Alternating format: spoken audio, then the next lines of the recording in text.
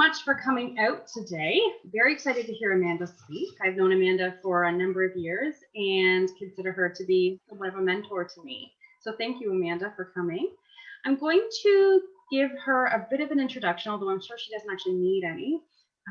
Here we go. Amanda Hill trained as an archivist in England in the 1990s and was employed at Canterbury Cathedral Archives, the Essex Record Office, and the Universities of Oxford and Manchester.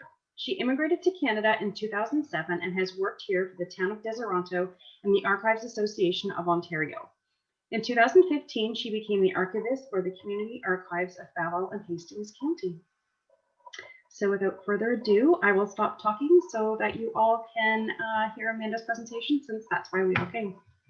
Over to you, Amanda. Thanks very much, Krista, for that introduction. I'm just going to share my screen here. Can you see that okay?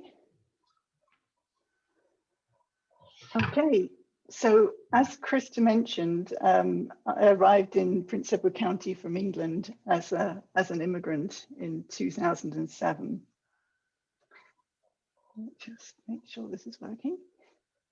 And I'm extremely grateful for the opportunity of living and working in this beautiful part of the world.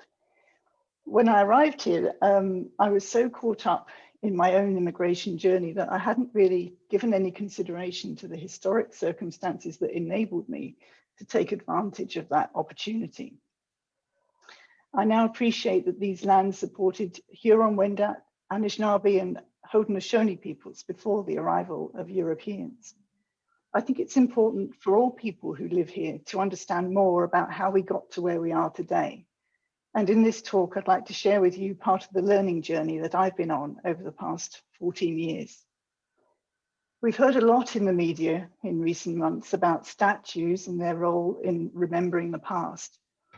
But in this presentation, I'd like to take a look at other types of physical objects around the world.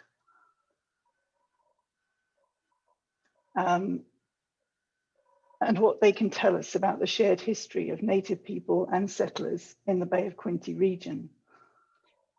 I'm mainly going to be concentrating on the late 1700s, which was a time of wars and great change in this part of the world. But we need to start a little further back in time. This illustration from Wikipedia shows the location of the Haudenosaunee people, or the Five Nations, known by the French as the Iroquois, in around 1650. By this time, the Five Nations had been members of the Haudenosaunee Confederacy for at least 200 years. The Confederacy is governed by a Grand Council of 50 chiefs or sachems, representing each clan of the nations. At this date, the indigenous population was being exposed to European diseases to which they had no immunity. A study into archaeological remains of the Haudenosaunee settlements by Eric E. Jones of Pennsylvania State University in 2008 suggests that 2/3 of the native population died in the years immediately following European contact. The pandemic we're dealing with today is disruptive enough, but these numbers show just how devastating the diseases of the settlers were for the indigenous population as the epidemic spread westward. You can see that the Mohawk people were the worst affected, probably because their region was closest to the European settlements. Despite this loss of their own population, the Haudenosaunee were able to expand their area of influence in the next century. This map, from an article by Kurt A. Jordan in American Anthropology a few years ago, shows the locations of Haudenosaunee settlements beyond their 1650 homeland, including villages on the northern side of Lake Ontario. The villages at the top right along the St. Lawrence River were created by the migration of Haudenosaunee converts to Catholicism, mostly Mohawk people. The Haudenosaunee traded furs with the British in what is now the United States and the French in what is now Canada, and many of these external settlements were established in order to control the supply of furs from the north. The friction between the French to the north and the British colonies to the south put pressure on the indigenous peoples to align themselves with one side or the other in the various wars that arose during the 17th and 18th centuries. By 1698, relations between the colonial province of New York and the Haudenosaunee had been delegated by the New York provincial government to a body called the Albany Commissioners of Indian Affairs. This group was made up of fur traders and merchants of mostly Dutch descent who had close business connections with the Haudenosaunee. Our first set of physical objects relates directly to this relationship. Peter Schuyler served as a commissioner for 20 years and was known for his knowledge of the Mohawk language. He instigated a diplomatic mission in the spring of 1710 when he accompanied 4 indigenous chiefs on a visit to see Queen Anne in London. 3 of these men were Mohawks and 1 was a Mohican. They presented the Queen with wampum belts and requested military assistance against the French in Canada. They also suggested that she could send Anglican missionaries to counter the influence of the French Catholic priests. You can see that the wampum belt in the hands of Chief Hendricks, I'm not going to try and say his Mohawk name, at the top right here is made up of crosses. The 4 chiefs were treated as celebrities during their visit, and Queen Anne commissioned Dutch painter Jan Verelst to paint these portraits.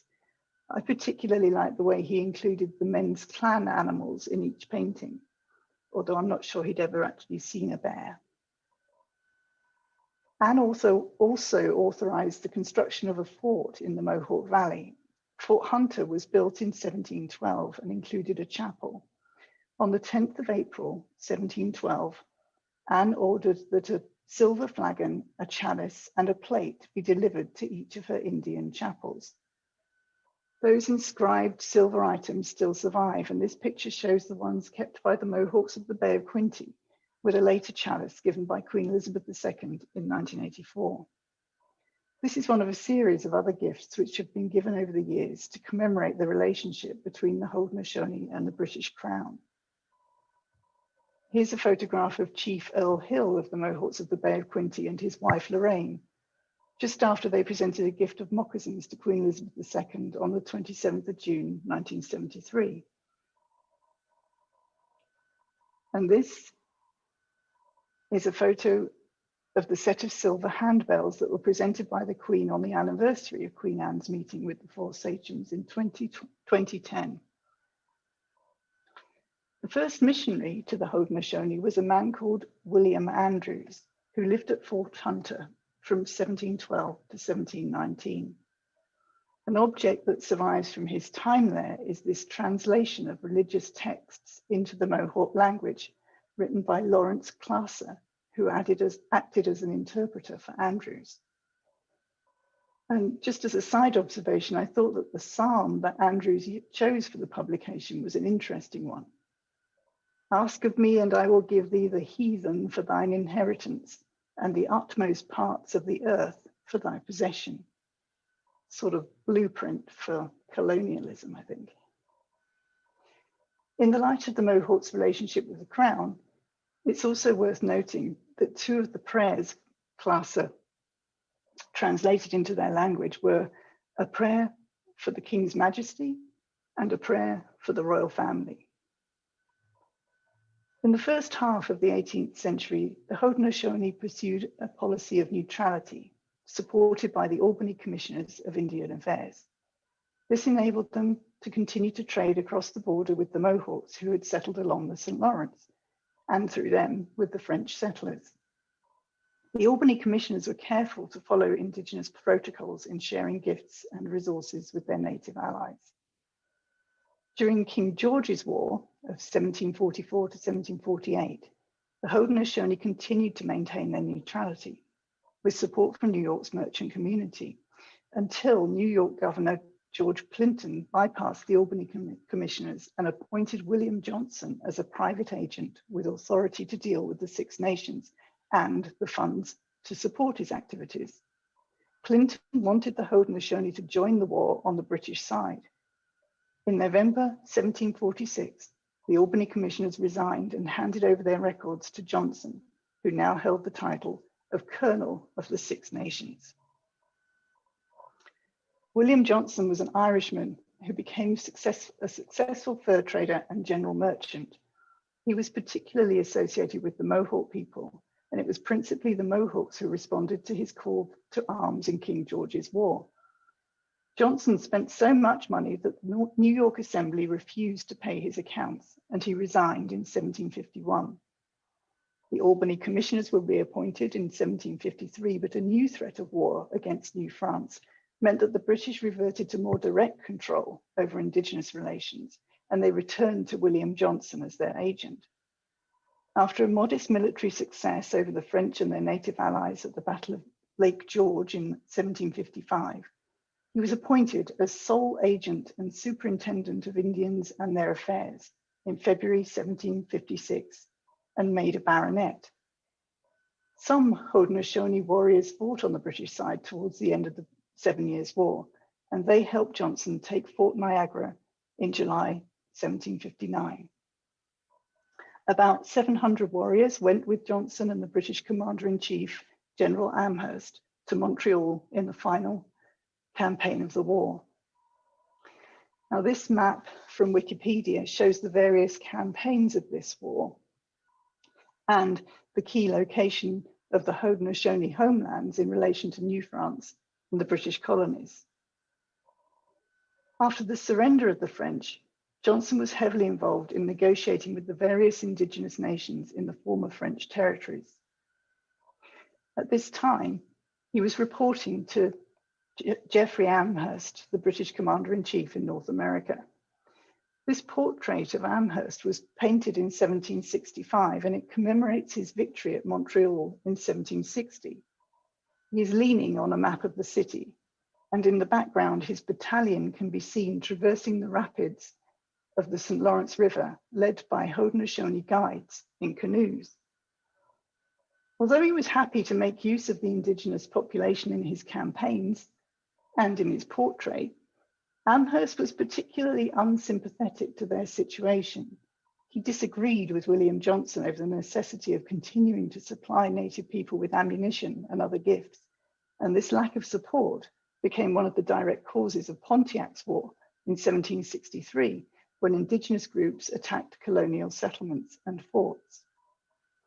Amherst wrote on 10th of August, 1763, that the Senecas, with all the other nations on the lakes, must be deemed our enemies and used as such, not as a generous enemy, but as the vilest race of beings that ever infested the earth, and whose riddance from it must be esteemed a meritorious act for the good of mankind. Amherst is also famous for his response to the siege of Fort Pitt in the early summer of 1763. There is evidence in this account book held at the British Library that the people at the fort did indeed try to infect visiting natives with smallpox, although there is debate amongst historians as to whether this was Amherst's fault or whether it would even have been effective. It's safe to say that the relationship between colonial settlers and the indigenous population were at a particularly low point in 1763. In that year, Johnson moved into his new home at Johnson Hall, which still stands in Johnstown, New York, and is designated as a state historic site. I think it's interesting to see the stone block houses that Johnson built either side of the house. This is part home and part fort, and very much speaks to the vulnerability of the settler population of New York at this time. On September the 25th, 1763, Johnson wrote to the Board of Trade in London with a summary of his understanding of the native population. I know that many mistakes arise here from erroneous accounts formerly made of Indians. They have been represented as calling themselves subjects, although they desire to be considered as allies and friends, and such we may make them at reasonable expense and thereby occupy our outposts and carry on a trade in safety. But until such measures be adopted, I'm well convinced there can be no reliance on a peace with them. and that as interest is the grand tie that will bind them to us, so their desire of plunder will induce them to commit hostilities whenever we neglect them. In the next month, the royal proclamation was issued. It included some clauses written in response to the unrest in North America, namely that the area west of the Appalachians was reserved as hunting lands for the several tribes or nations of Indians under royal protection. Only the Crown could buy indigenous lands, and unauthorized settlers would be removed from unpurchased lands. Shortly after the proclamation was issued, Geoffrey Amherst was recalled to London and was replaced by General Thomas Gage, who had been governor of Montreal. Here's a portrait of Gage, which I'll come back to later. Gage was more willing to work with William Johnson than Amherst had been on negotiating peace with the disaffected Indigenous people. On February the 19th, 1764, Johnson wrote to Gage, recommending that a treaty of peace be signed with them.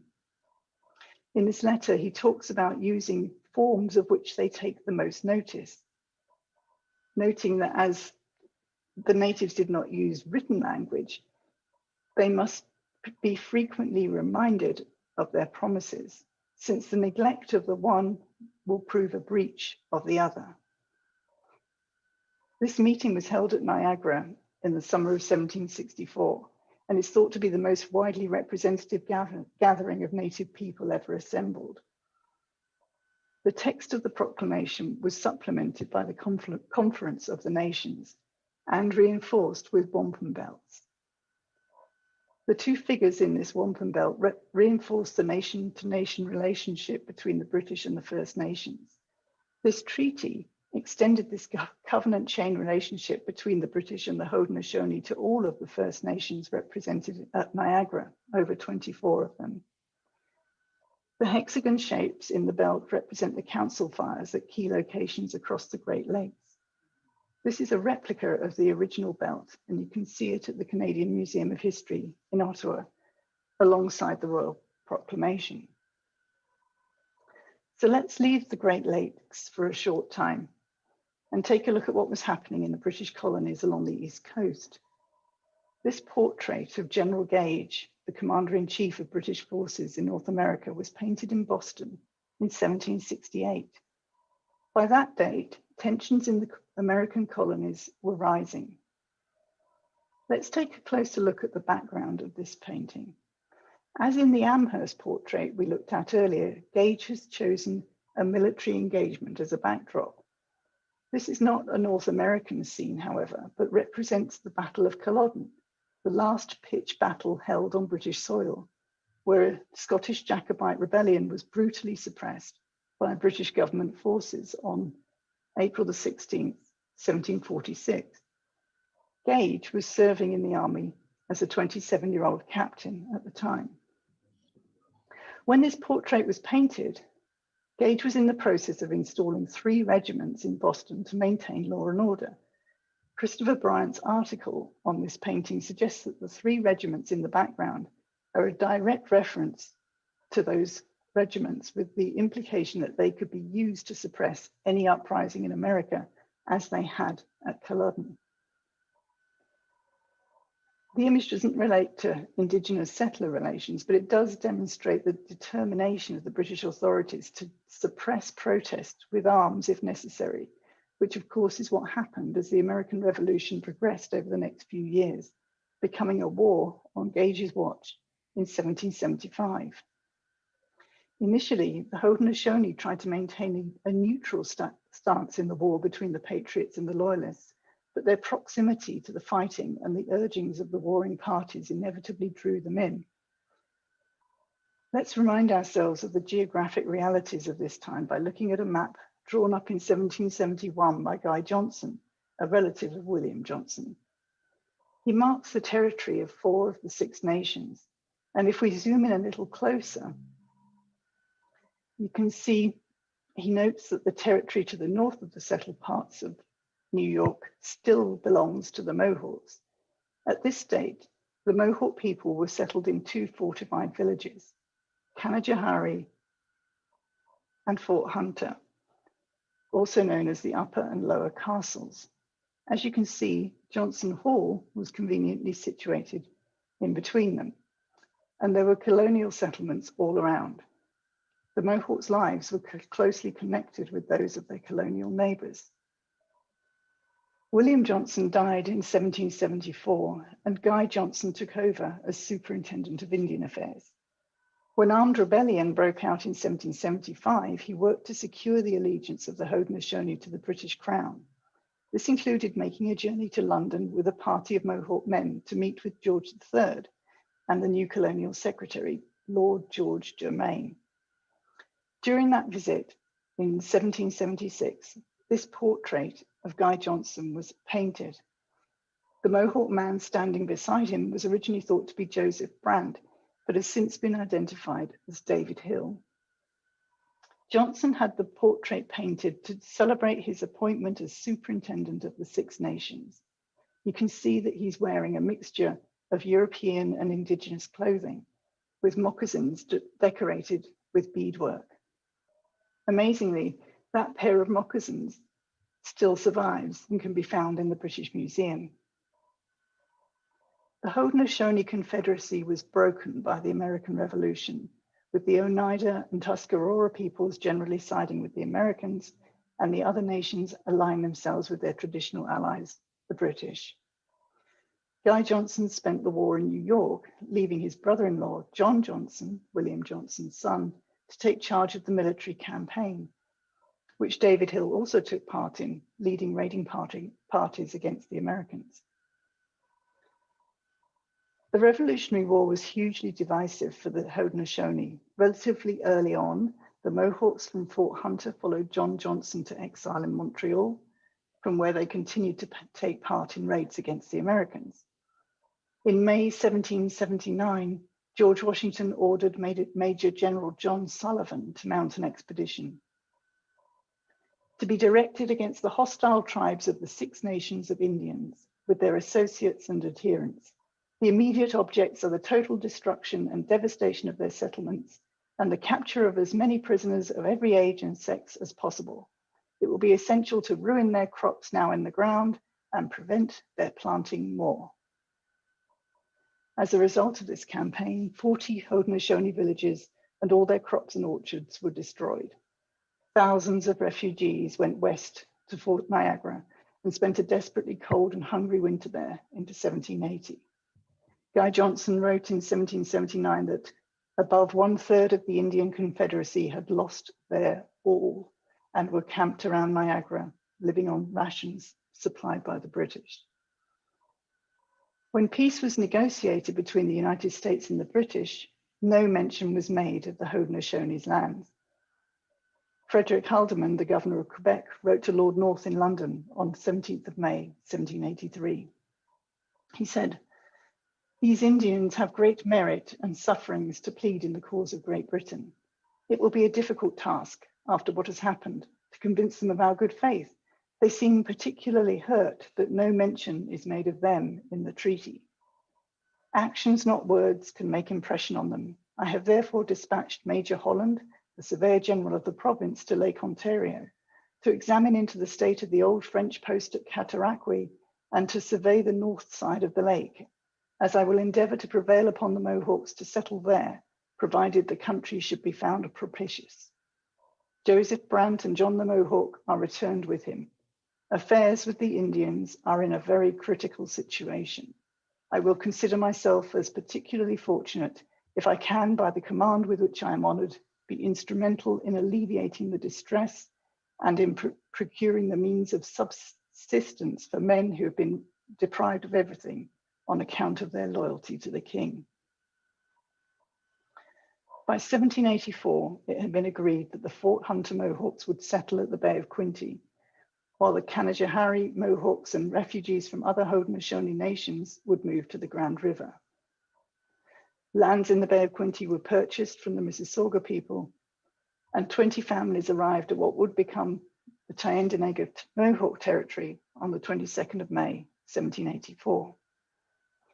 The grant of 93,000 acres of land to the Mohawks of the Bay of Quinte was confirmed by the Simcoe deed of the 1st of April 1793, which mentions the grant as being in recompense for the losses of the Haudenosaunee and to reward their loyalty.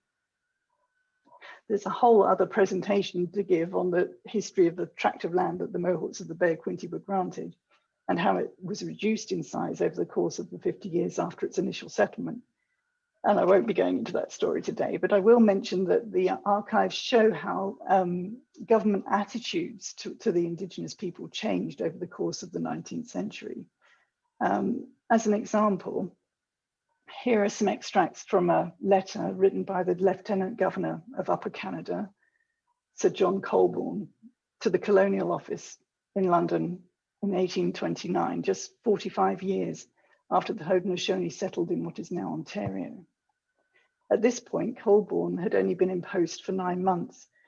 You can see that he has no awareness of the history of the British relationship with the Indigenous community. He just sees them as an expense and as a group that should be grateful to the British government for the provision of schools. And we all know how that story played out. William Johnson said that treaty people must frequently be reminded of their promises to prevent those promises from being breached. But it's clear from records like this that it was the British-run government that stopped remembering their promises to their Indigenous allies, and who thought, like General Gage, that saving money and assimilating Indigenous people was more important than maintaining good relationships with them. Thanks for listening to my tour through some of the shared history of natives and settlers in the Bay of Quinte region. If you have any questions or would like a copy of the bibliography for this talk, you can always contact me at this address. Thanks.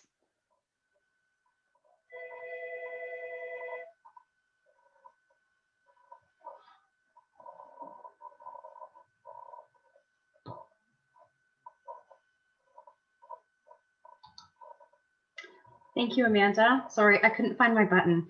How embarrassing. Thank you. That was amazing as usual. And I think what we'll do is we'll go down to the chats and maybe just look at some of the questions and see if anyone has any questions that they might like you to answer for them. We have a thank you. Oh, very sweet. Any questions from anyone? All you have to do is just go into the chat box and just type in your question, and I can read it, or Amanda can read it, and we're happy to respond.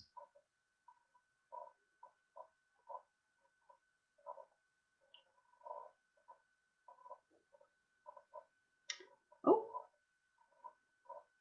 so Mary would like to know, where do I get a copy of the book? I don't know which book. There was a whole bunch of books I read for this talk, Mary, so I can send you a list of the books, but there isn't a single book really.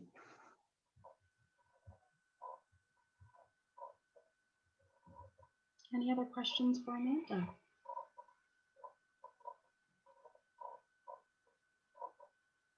Amanda, when did you put this presentation together? I'm just wondering because I know you and I both attended a conference regarding the Truth and Reconciliation Commission in Toronto, and I'm wondering, I know there was a call out for all archives to basically send a lot of the Indigenous artifacts and records to the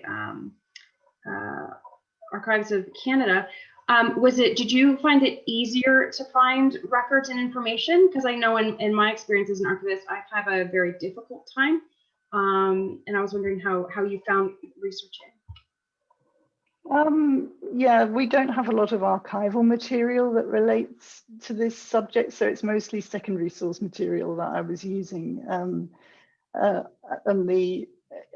think I started doing this talk last year. We were supposed to give it, and then the pandemic struck, and so it's kind of, but it has evolved since last year, what I've been talking about, and there's always so much to learn, and just, I know I don't know very much, you know, it's just, these are just the things that I've picked up over the last few years, and you know, there's just so much more to learn, and so is kind of daunting how much there is to know. And yeah, so yeah, it's been a year in the making, I think, this particular presentation, but I know there's a lot more to learn too.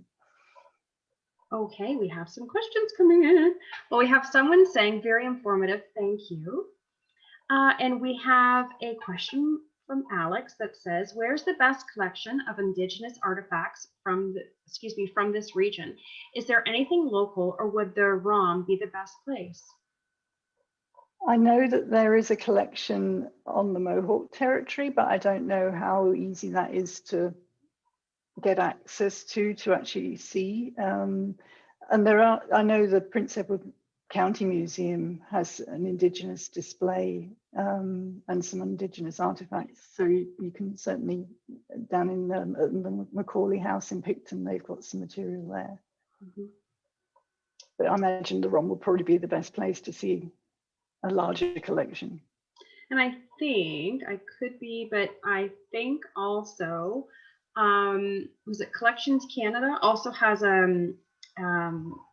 like a particular online, searchable online resource that's actually highlighting Indigenous communities and Indigenous collections or artifacts, things like that.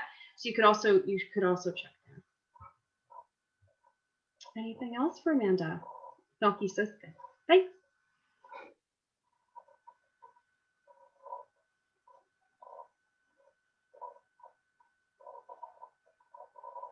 I just have to point this out. It's really funny. At the bottom it says, thanks, Amanda, donkey system. I in no way said donkey system.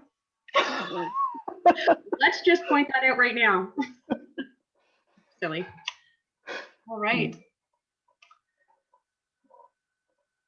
All right. Anything else?